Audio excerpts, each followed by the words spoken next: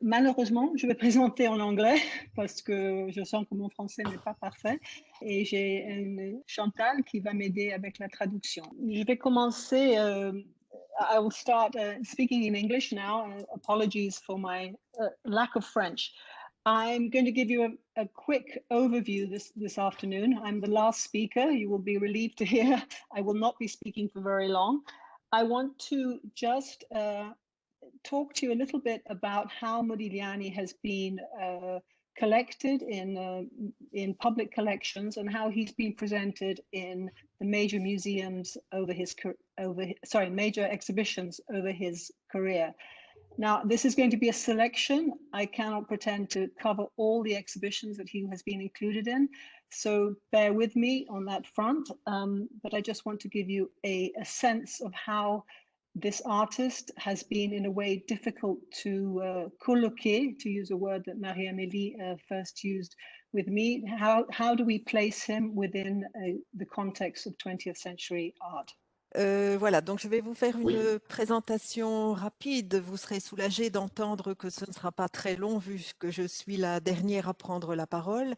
Je vais vous parler des collections publiques dans lesquelles on a pu voir Modigliani et des expositions qu'on a pu faire tout au long de sa carrière. Ce sera bien entendu une sélection. Je ne peux pas être exhaustive ici, donc merci pour votre indulgence. Et donc nous allons voir comment a été présenté cet artiste difficile à situer, difficile à catégoriser et à placer dans l'art du XXe siècle.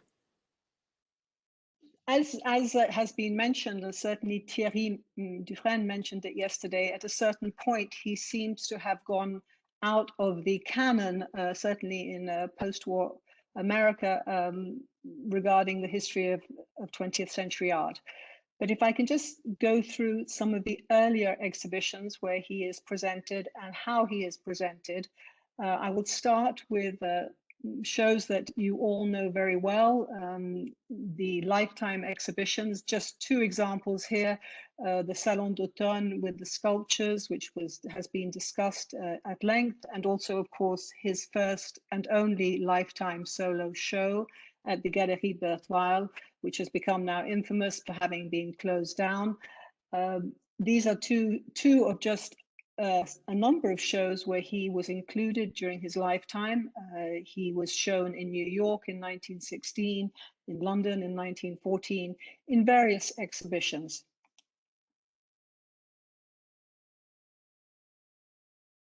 Anne Chantal? Voilà, nous avons déjà parlé pas mal de ce sujet. Nous avons notamment entendu Thierry Dufresne déjà sur le sujet. Donc Modigliani a été sorti des canons de l'art d'après-guerre aux États-Unis parmi tous les artistes du XXe siècle. Et nous pouvons voir cela dans différentes expositions. Je vous en montre ici deux exemples au Salon d'automne avec ses sculptures et aussi durant la seule exposition où il a été présenté en tant que seul artiste à la galerie Berthoil, entre-temps fermée pour les raisons que vous connaissez. Et on peut aussi mentionner de nombreuses autres expositions à New York en 1960 ou à Londres en 1914. At this time, he was being presented, of course, within a French context at the Salon d'Automne, together with other artists, modernist artists of the period. Enchanté.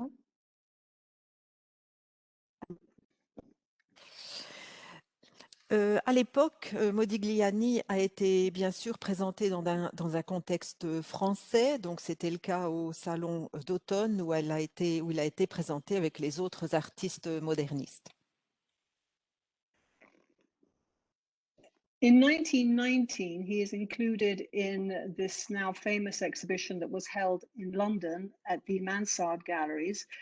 He was one of the most represented artists in the show, again, very much as part of the French, contemporary French scene. This show was organized in part, at least his participation was organized in part by Zborowski and also the Sitwell brothers, who organized this overview of French art at the time. It is a moment in which one feels, just in 1919, that he is on the cusp of becoming much more famous, even though he has been included in these other exhibitions, as I have mentioned. It is at this time, in August 1919, just 6 months before his death, that he is really being noticed by the wider art world.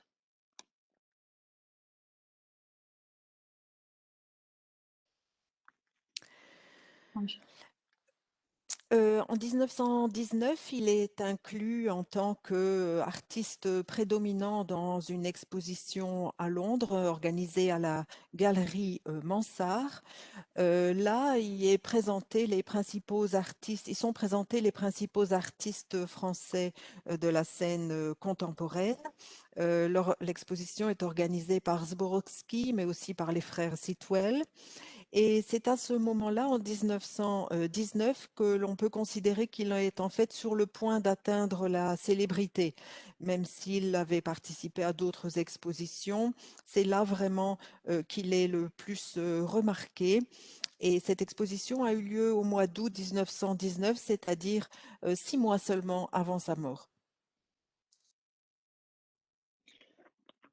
What happens after his death in January 1920 is quite extraordinary. It seems that the market goes into overdrive, exhibitions go into overdrive. There are already in 1920 itself numerous shows. He is shown in galleries, even in all over. I'm just showing you as one example because there are too many to mention. In France itself, but there's one famous example in the Galerie Bing in 1925, where, as you can see in this rather grand gallery, several of his works are included. Oh, sorry, several of his works are presented, I should say.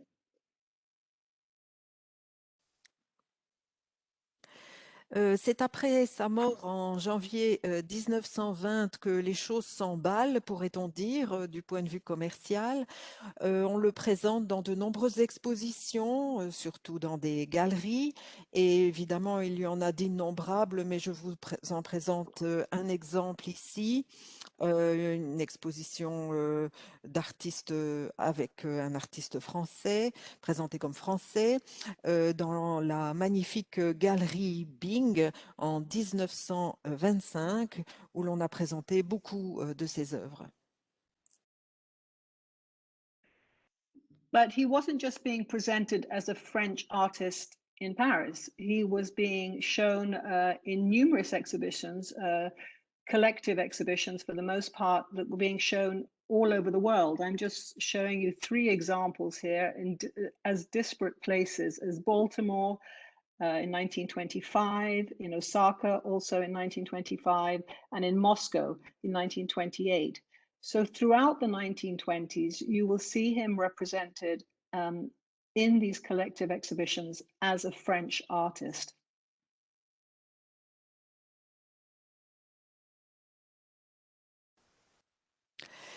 Mais il n'est pas seulement présenté comme artiste français à Paris, il l'est aussi dans des expositions collectives de par le monde. Et je vous en présente ici 3 exemples dans des villes tout à fait disparates. Baltimore en 1925, Osaka 1925, Moscou 1928. Et donc on voit bien que dans les années 20, Modigliani a été présenté dans ces expositions en tant qu'artiste français. But the situation gets complicated because, in fact, he's also being presented as an Italian artist. Already in 1920, in Geneva, he's presented alongside a group of Italian artists in an exhibition of contemporary art.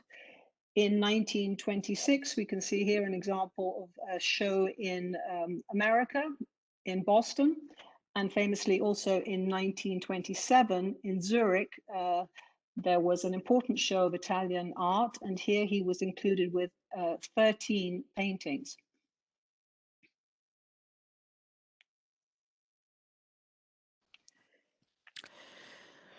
Mais la situation devient un peu compliquée car on le présente également en tant qu'artiste italien. J'ai ici quelques exemples. En 1920, à Genève, il est présenté aux côtés d'artistes italiens dans une exposition sur l'art contemporain. En 1926, une exposition à Boston, aux États-Unis. Et en 1927, à Zurich, une exposition avec des artistes italiens où on présente 13 de ses peintures.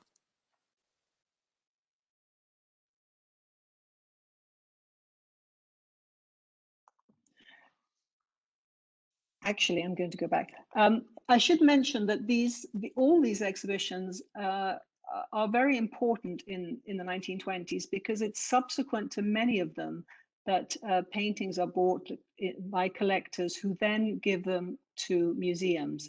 So these exhibitions really, these gallery exhibitions and museum exhibitions of the 1920s really forge his career substantially. I mean, in the first 10 years after his death, there is a complete growth in the market and in his appreciation.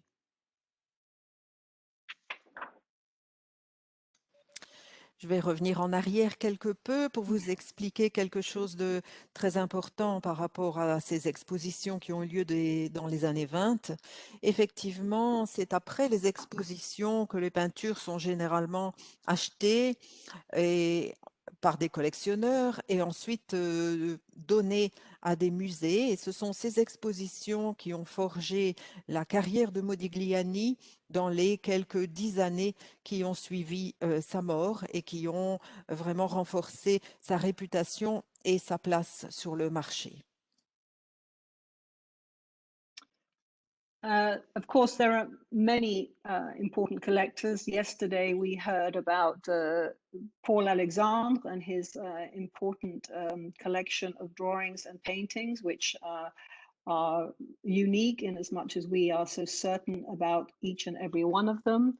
There's also Paul Guillaume, who was mentioned yesterday, and Roger Dutilleuil, who, of course, Marie-Amélie has worked a great deal on.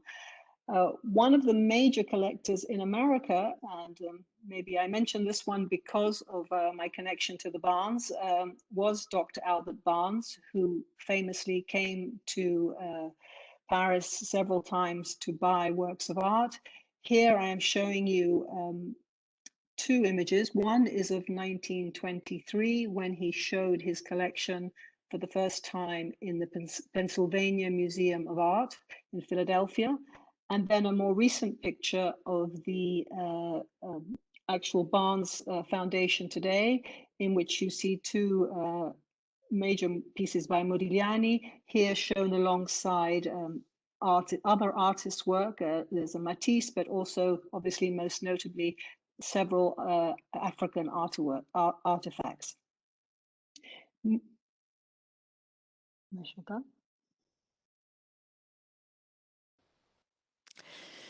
Bien sûr, il y a eu de nombreux collectionneurs, on en a parlé hier déjà, on peut mentionner Paul Alexandre avec ses dessins et ses peintures qui représentent une collection unique, Paul Guillaume et aussi Roger Dutilleul dont Marie-Amélie nous a parlé en raison de ses travaux sur lui. Pardon. Et il y a aussi le grand collectionneur américain ce qui m'intéresse particulièrement vu que je fais partie de la fondation, c'est le docteur Barnes qui est venu plusieurs fois à Paris pour acheter des œuvres d'art. Et ici, vous avez deux exemples qui lui sont proches. Donc en 1923, le musée de Pennsylvanie et ensuite une exposition de la fondation Barnes où on voit deux œuvres de Modigliani aux côtés d'œuvres de Matisse et également d'objets africains. I should add that Dr. Barnes presented his works of art of all different periods, as you can see again in this photograph. There's a Picasso as well, and also some older works of art, which he would put together in this rather extraordinary mix, extraordinary accrochage, which actually looks to our days so well, so specific to him, but so unusual in many ways. But it was his way of really drawing out the affinities between different cultures and different generations of artists.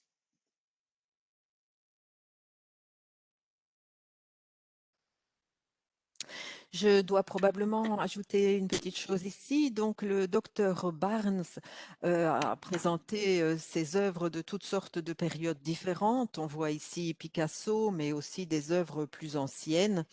Il avait une façon inhabituelle et personnelle à la fois d'assembler toutes sortes d'œuvres dans ses accrochages pour renforcer les affinités, les points communs au point de vue culture et au point de vue génération. I just want to talk a little bit about when Modigliani paintings entered into public institutions. Christian reminded us earlier how the Lolotte painting was bought by the state, the French state, in 1932, I believe. But much earlier than that, actually in 1923, the Musée Grenoble bought the portrait of Lunia Czeskowska, a woman with a white collar. In this particular case, I think the role of the director, Pierre-André Farcy, a director who took his position from 1919 and was at the museum for, I think, well over 30 years. He was obviously a very enlightened director. He had trained as an artist himself, and he knew the Paris milieu very well. He collected, in addition to Modigliani, also paintings by Bonnard, by Picasso, by Matisse. So I think the entry of the painting into the French institution was probably a fluke at this point, because one has to think that Modigliani had died really only 3 years before. He was also only a young artist. He was only 35. And the idea that a French museum would buy his works is quite extraordinary, but very good, obviously, for Grenoble and for the French museums. Here you see two pictures, one of the painting itself, obviously, and one that actually Marie-Amélie also showed yesterday, of the painting hanging in the collection. Je vais maintenant vous parler un peu du moment où Modigliani est entré dans les organismes publics. On en a déjà parlé avec Christian, et donc l'achat des œuvres en France en 1932, mais on peut remonter plus loin également. En 1923, le musée de Grenoble a acheté la peinture que vous avez ici à l'écran de Lunia Czeskowska, donc la femme avec un col blanc. Et cela montre bien le rôle des directeurs de musée ici. Donc on peut mentionner Pierre-André Farcy, qui a été directeur pendant une trentaine d'années, un excellent directeur qui était également un artiste, qui connaissait très bien la scène parisienne, qui a acheté des œuvres non seulement de Modigliani, mais également de Picasso, Bonnard et Matisse. Or, l'achat, l'entrée des œuvres de Modigliani dans ce musée de Grenoble et dans d'autres musées français a eu lieu assez vite, 3 ans après sa mort. Je vous rappelle qu'il est décédé à l'âge de 35 ans, ce qui, bien entendu, est une très bonne chose pour le musée de Grenoble et pour les musées français. Et vous avez ici à l'écran deux représentations.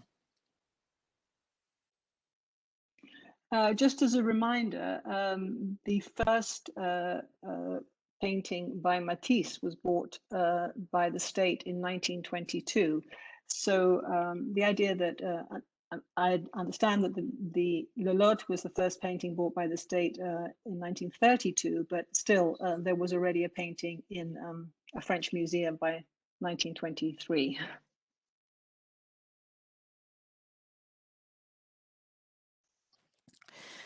Un petit rappel ici, la première peinture de Matisse à être rentrée dans un musée français date de 1922.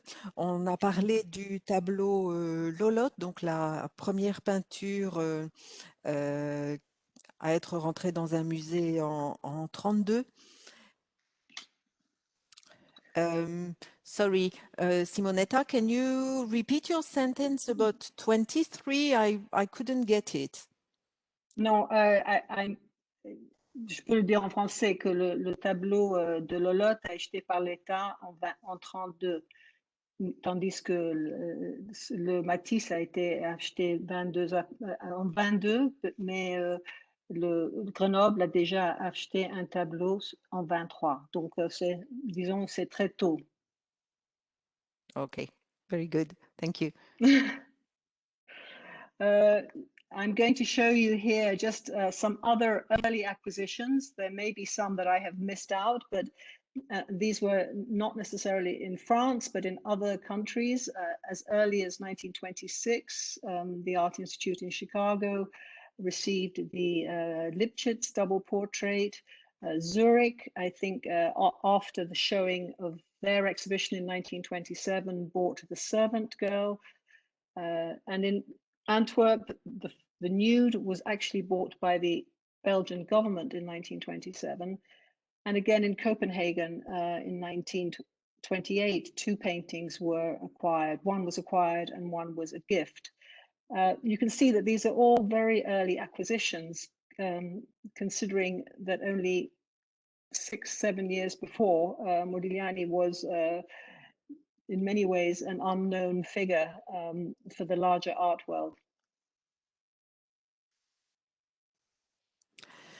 Vous avez ici quelques exemples d'acquisitions qui ont eu lieu très tôt en France, mais aussi dans d'autres pays.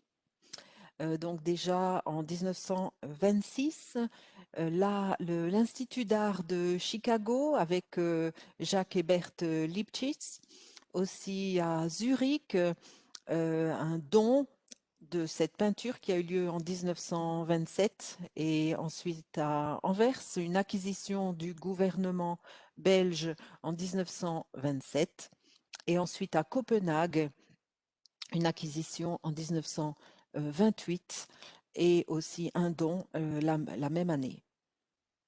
Et c'est effectivement très tôt si l'on pense que seulement 6 ou 7 ans auparavant, Modigliani était encore un inconnu de la grande scène artistique.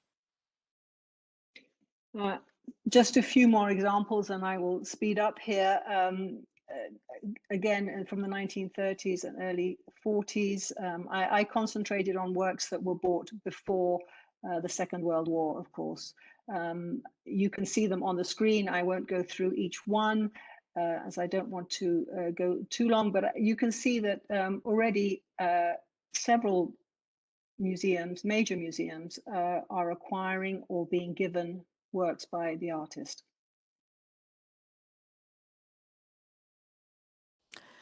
Donc quelques exemples ici, mais bon, je vais essayer de ne pas être trop longue. Dans les années 1930 et 1940, je me suis concentrée sur des œuvres qui ont été achetées avant la Deuxième Guerre mondiale. Et vous voyez que les musées ont donc acquis ou ont reçu en don plusieurs œuvres.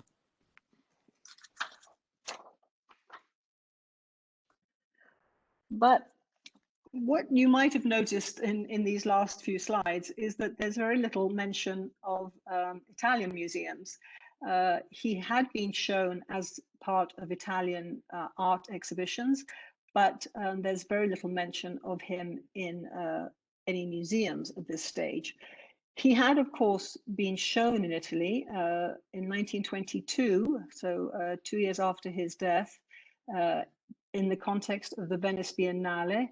He was included, there was the first retrospective of his work. He was shown alongside some sculptures by African artists. This exhibition was organized by someone called Vittorio Pica, who was a known Francophile and obviously an admirer of Modigliani's work. It was not well received. It, in fact, received a lot of criticism.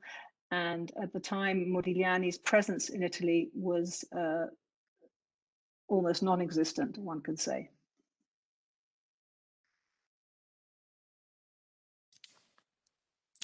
Vous avez peut-être remarqué qu'il y a très peu de mentions de musées italiens. Modigliani a été présenté dans des expositions dans le cadre d'œuvres artistiques italiennes, mais par contre très peu dans des musées italiens. On peut mentionner 1922, donc 2 années après sa mort, où il y a eu à la Biennale italienne une rétrospective de son œuvre en parallèle de sculptures d'artistes africains. Cette exposition a été organisée par le francophile et admirateur de Modigliani, Vittorio Pica, mais l'exposition a été assez mal reçue. Modigliani a été critiqué et on peut dire que sa présence en Italie était quasi non existante.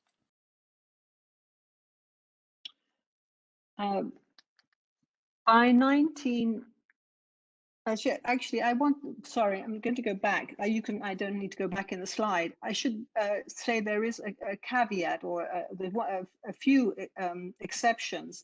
And one of the people who actually did appreciate and wrote about Modigliani's art very positively was Carlo Carrà.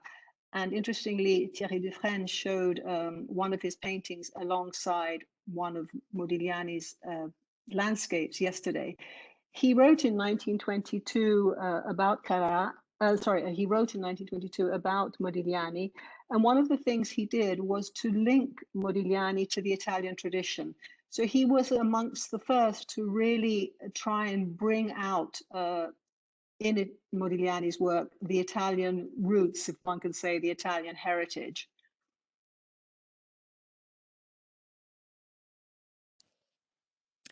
Il y a cependant quelques exceptions. Modigliani a été apprécié très positivement par Carlo Carrà. Et ce qui est amusant, c'est que Thierry Dufresne a montré l'une de ses peintures en même temps qu'un paysage de Modigliani. Et Carlo Carrà a écrit des choses très positives sur Modigliani. Il a relié Modigliani à la tradition italienne. Il a été parmi les premiers à souligner l'héritage italien de Modigliani. At another Venice Biennale, the one of 1930, by this point, Modigliani's reputation in Italy has been assured. A monograph of his work was published in 1927 by Giovanni Sciavilla. He was being recognized as a major Italian figure. And in the Venice Biennale, Leonello Venturi organizes this room of works, 38 paintings and 2 sculptures, and also several drawings, in which he really is received as an Italian artist.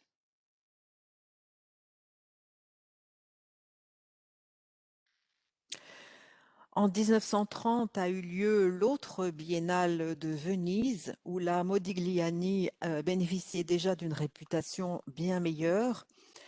Sa monographie a été publiée en 1927 par Giovanni Sciavilla, et là, il a été véritablement reconnu comme un artiste italien.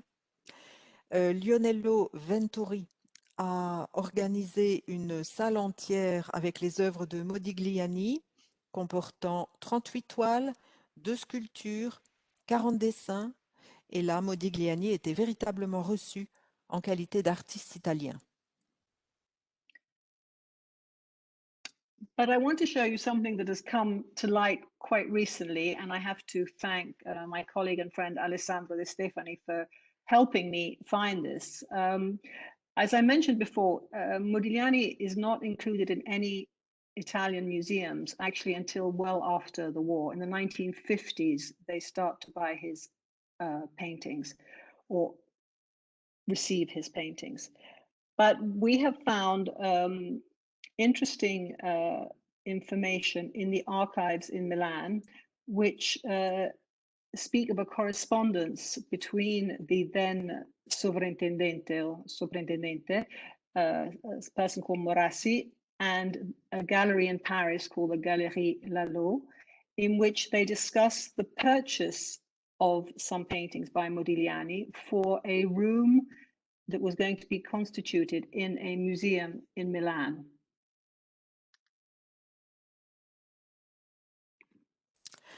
Je voudrais vous parler ici de quelque chose qui a été mis à jour assez récemment, et à ce sujet, je voudrais d'ailleurs remercier Alessandro De Stefani qui m'a aidé sur le sujet. Donc, comme on l'a dit, Modigliani n'était pas présenté dans les musées italiens jusqu'aux années 50, après la Seconde Guerre mondiale. Mais par contre, nous avons retrouvé des informations dans les archives de Milan, une correspondance entre le surintendant Morassi et la galerie Lalo de Paris, où l'on peut lire qu'il était question d'un achat d'œuvres de Modigliani pour créer une salle entière dédiée à ses œuvres à Milan. And even more compelling is this article that we found that was published in 1929 by André Salmon in a weekly newspaper called Le Gringoire, in which he talks about Mussolini himself being behind this and wanting this to happen, and using this term, which we have since used quite often, of renationalizing Modigliani, making him Italian again. And as Salmon says, this would be the first, la première d'un maître d'école de Paris to be renationalized.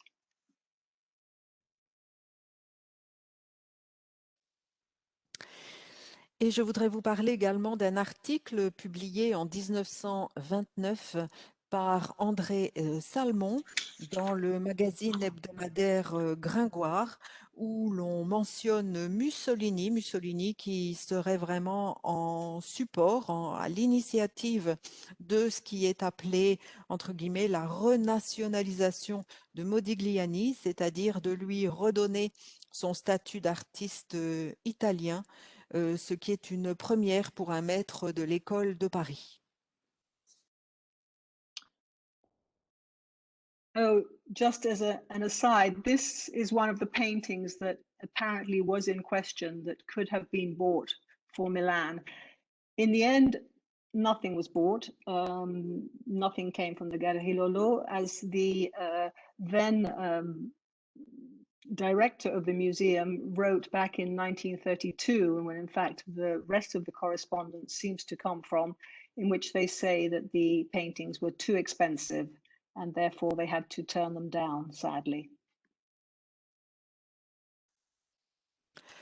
Je vous présente cette peinture ici parce qu'elle aurait peut-être pu figurer dans cette salle, elle aurait pu être achetée pour le projet à Milan, mais malheureusement rien n'a abouti au final, car on peut lire dans la suite de la correspondance, dans des écrits en 1932 par le directeur de l'époque, que les peintures étaient malheureusement trop chères et que donc l'achat n'avait pas pu être envisagé. As you probably know, this painting did get sold to Maud Dale, another major American collector, and whose collection is at the basis of the National Gallery of Art in Washington. It was sold in 29, so I think that the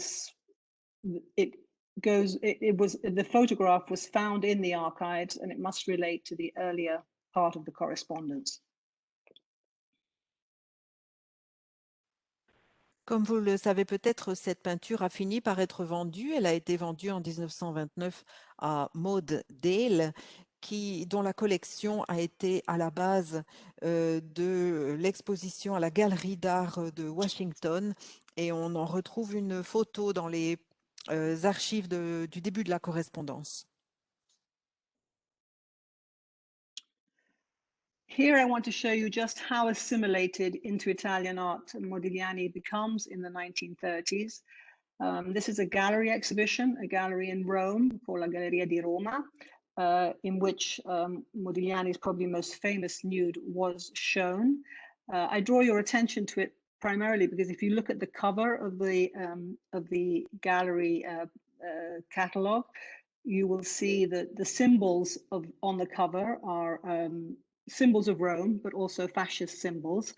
At this point, Modigliani, who was, of course, a Jewish artist, well, Jewish person, I should say, he is being shown in Italy as very much a part of an Italian history, an Italian lineage. What is often underlined at this point is his Tuscan roots and his connection with the great past of Italian art.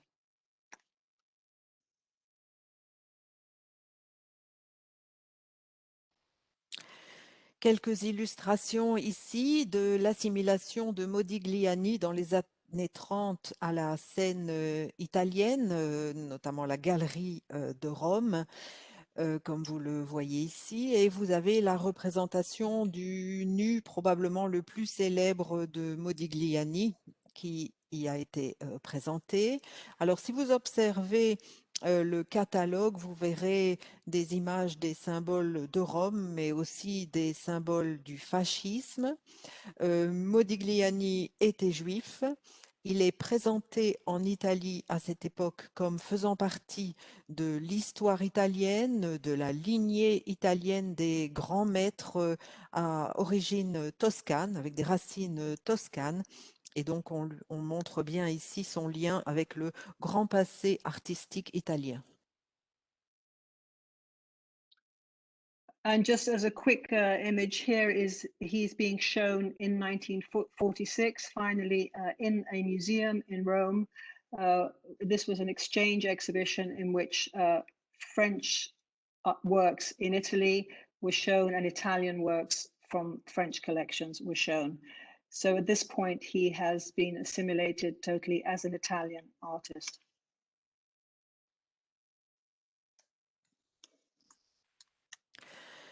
Une présentation ici d'œuvres qu'on pouvait voir en 1946 dans un musée de Rome. Il s'agissait d'une exposition d'échange, donc avec des œuvres d'Italiens de collections françaises et vice-versa.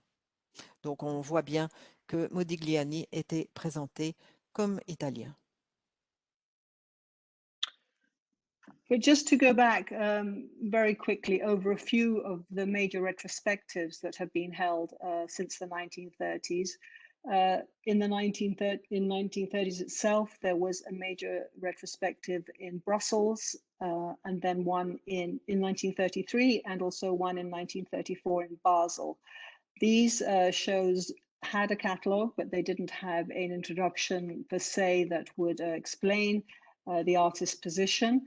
However, they did include works that came from both European and American collections, showing already the exchanges that there were between the various countries and how these paintings were moving around a great deal already in the 30s.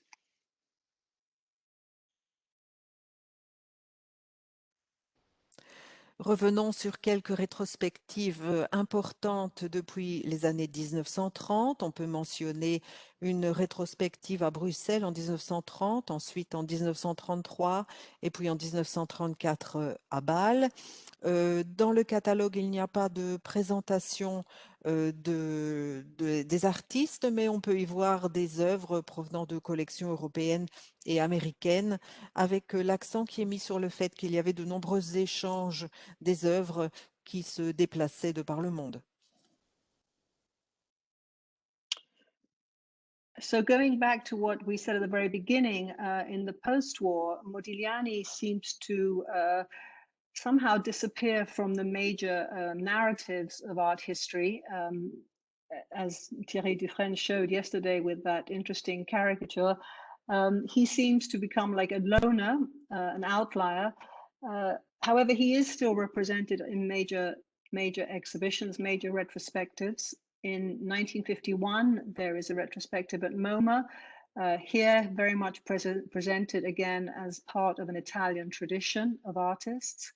And in 1963 at the Tate, where John Russell, who wrote the introduction, was very careful to underline the importance of early British collectors in the reputation, making the reputation of Modigliani.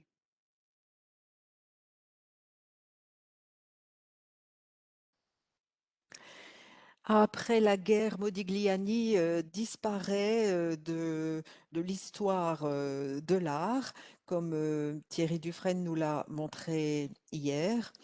Il est présenté comme solitaire, comme un personnage singulier qui ne peut pas être catégorisé, mais il apparaît cependant dans des rétrospectives. On peut mentionner la rétrospective au MoMA en 1951, dans la tradition des artistes italiens, en 63 à la Tate, et John Russell y souligne l'importance des collectionneurs britanniques dans l'établissement de la réputation de Modigliani. Just as a little aside, as I have this slide on, as you all probably know, in 1950, there was also a famous exhibition of Soutine at MoMA. MoMA was organizing several exhibitions of European artists, and it was around this time that really the epicenter, if I can say that, of the art world shifted from Paris to New York. Soutine's exhibition had a much greater impact, certainly on the contemporary art scene. Interestingly, as Soutine and Modigliani were very close, one doesn't see the same kind of influence, certainly on a younger generation of artists after Modigliani's exhibition.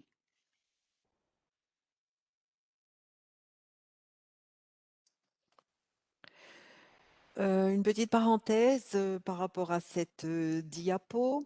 En 1950 a lieu une exposition dédiée à Soutine au MoMA. Il y a eu au MoMA plusieurs expositions d'artistes européens et on voit le déplacement de l'épicentre de la scène artistique de Paris vers New York. L'exposition dédiée à Soutine a eu un grand impact sur la scène contemporaine et on ne voit pas cette même influence sur les jeunes artistes après l'exposition de Modigliani.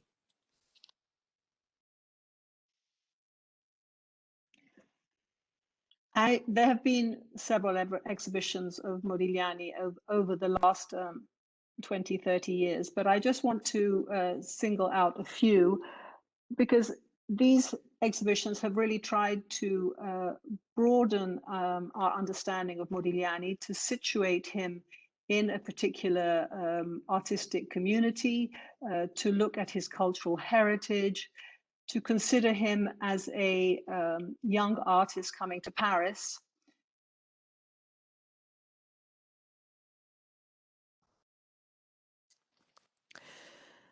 Plusieurs expositions ont été consacrées à Modigliani ces 20 à 30 dernières années. Je voudrais vous en présenter quelques-unes ici. On y a essentiellement essayé d'élargir notre compréhension de Modigliani, de le situer dans une communauté artistique, de mettre en évidence son héritage culturel en tant que jeune artiste à Paris. So the first one I'm just mentioning here is an exhibition curated by Kenneth Wayne that was held at the Albright Knox.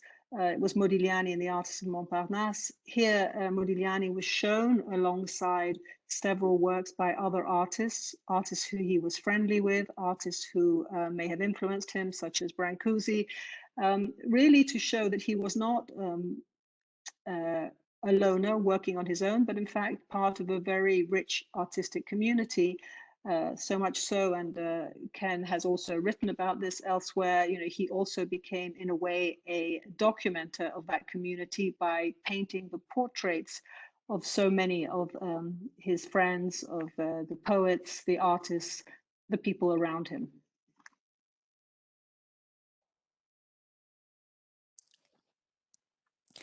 La première est l'exposition du commissaire Kenneth Wayne à la Albright Knox Museum.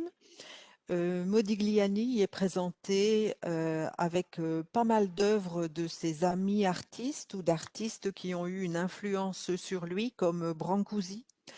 Et on y voit bien qu'il n'est pas le solitaire dont on parle parfois. Il fait partie d'une riche communauté artistique.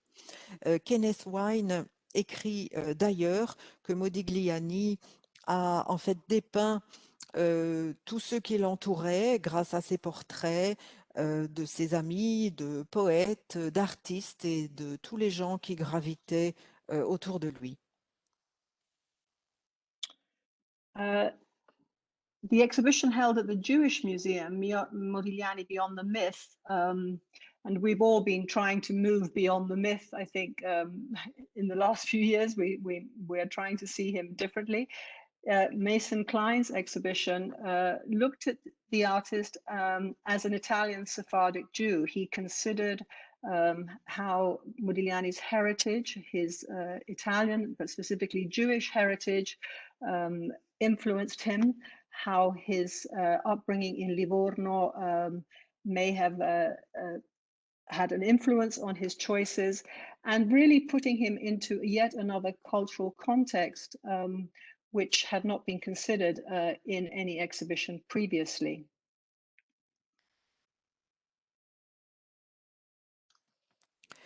Ensuite, l'exposition au musée juif, intitulée Modigliani au-delà du mythe. Et effectivement, ces dernières années, nous tous, nous avons essayé de nous éloigner du mythe qui entoure Modigliani. Modigliani qui est vu comme juif séfarade avec un héritage italien, mais surtout un héritage juif. Et, il est né à Livourne, ce qui a eu une influence sur ses choix. Et on le perçoit ici dans un autre contexte culturel, un nouvel éclairage.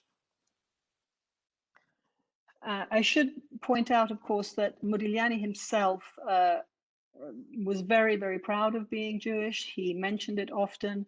The reception he received in Paris as part of a community of Jewish artists, because he was friendly with several. I mean, I've mentioned Soutine, but he is later, of course, posthumously considered part of the École de Paris, as Thierry Dufresne mentioned, and he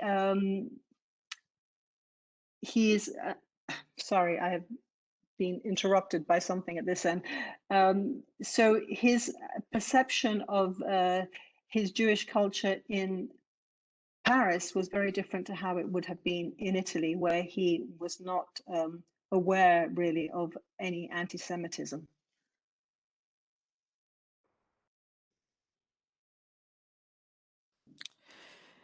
Modigliani lui-même était très fier d'être juif, il le mentionnait d'ailleurs régulièrement. Il a été accueilli à Paris dans la communauté artistique juive. Nous avons d'ailleurs parlé de Soutine. Et ensuite, à titre posthume, il a été accueilli en tant que membre de l'école de Paris. Et sa perception de la culture juive était différente à Paris ou en Italie. Effectivement, en Italie, là, il ne ressentait pratiquement pas d'antisémitisme. Oui, s'il vous plaît, Madame Fraquelli, il faudrait achever dans les 10 minutes, si c'est possible pour vous. I will be 5 minutes, not even 10, 5. I'll just Thank you. Here is Marie-Amélie and Jean-Baptiste Lacour's exhibition, which I'm not going to even talk about because you know it very well. They also were deconstructing the myth, and they were focusing on the collection of Roger Dutilleux, so another aspect of Modigliani's role, the way he was collected in the early years of his career. Sorry, the later years of his career, I should say.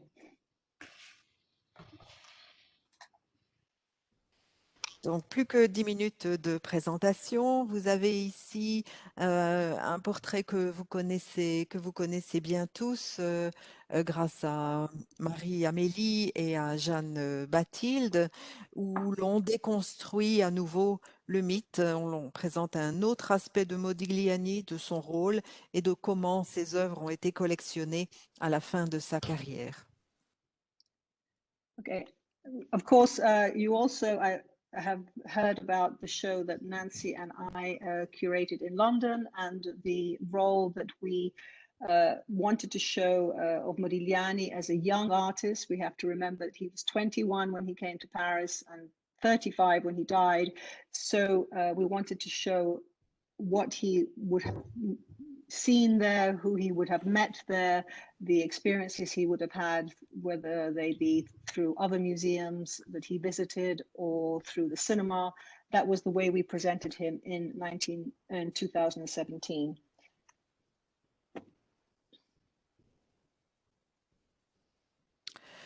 Vous aurez bien entendu parler de l'exposition à Londres que Nancy et moi-même avons gérée, là où nous avons voulu présenter le rôle de Modigliani en tant que jeune artiste arrivé à Paris à l'âge de 21 ans, décédé à l'âge de 35.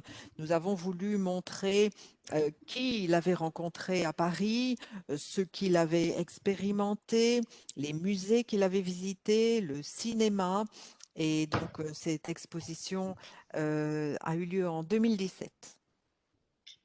And just to end, because I know I think that, I mean, at the Barnes in 2022, we will present Modigliani again in a different way, much closer to the way that we've been discussing in these last 2 days. This is yet another way of looking at the artist.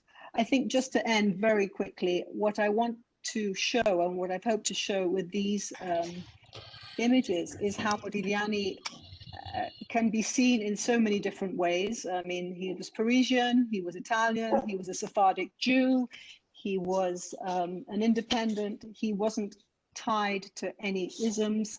That maybe has been one of the reasons why he's been so difficult to categorize. But I hope that by us all working together and exchanging information, whether it be technical and scientific information, or in fact information that we know about provenance or the history of works of art, that we can build a much more complete and positive and realistic image of this fascinating, who I think we can all agree, fascinating artist.